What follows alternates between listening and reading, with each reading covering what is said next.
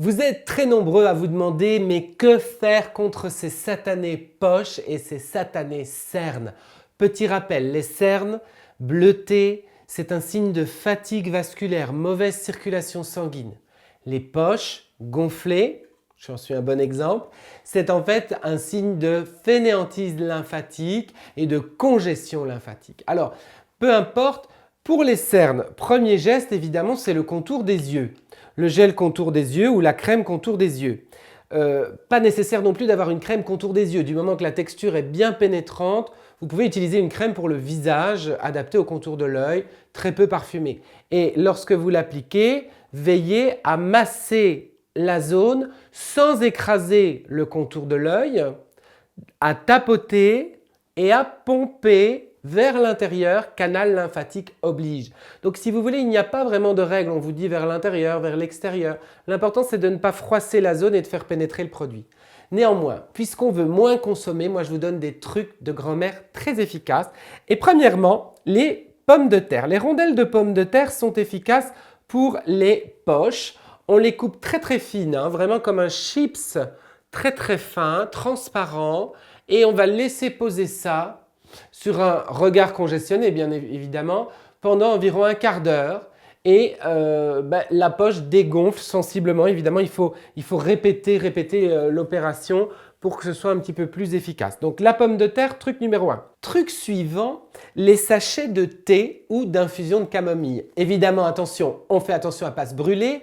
On infuse le thé vert ou la camomille en sachet, on laisse refroidir. Et puis relax max, hop, on laisse poser et perfuser. La camomille est efficace contre les poches, le thé vert contre les poches et les cernes. J'ai trouvé pour vous des petits sachets vides qui se vendent dans les supermarchés ou dans les magasins bio ou les magasins de thé. Regardez, ce sont des petits sachets de thé qui vous permettent d'y insérer ce que vous voulez et par exemple d'allier des fleurs fraîches de camomille avec un peu de thé vert et donc de vous faire des compresses pour les yeux comme ça, beaucoup plus personnalisées. Un avant-dernier truc, l'eau d'amamélis ou l'eau de bleuet. Les deux sont adaptés. Vous pouvez en humecter un coton et ainsi vous préparez un patch anti-poche. L'amamélis, c'est en fait une plante très astringente qui va, si vous voulez, décongestionner toute la zone autour de l'œil. Un autre truc, le dernier maintenant que j'ai préparé pour vous, ce sont les glaçons. C'est un truc de mannequin que les mannequins d'ailleurs utilisent les lendemains de fête. C'est la bonne vieille glace. Et oui, le glaçon est très décongestionnant pour les poches. Alors, évidemment, on ne va pas se masser le contour de l'œil avec le glaçon. On va l'emprisonner dans un mouchoir. Vous voyez ici, c'est assez facile. On va faire en sorte que ce mouchoir, évidemment, se mouille, mais ça va arriver tout seul. On va tremper ce mouchoir dans un peu de crème ou un peu d'huile. Et là, peu importe laquelle, c'est juste pour faciliter la glisse.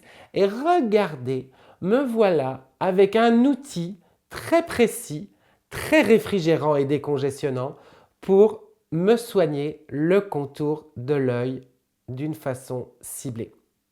Voilà, alors je vous laisse tester tout ça à la maison. Je vous retrouve très bientôt pour des conseils beauté, malins, pas chers et écolos.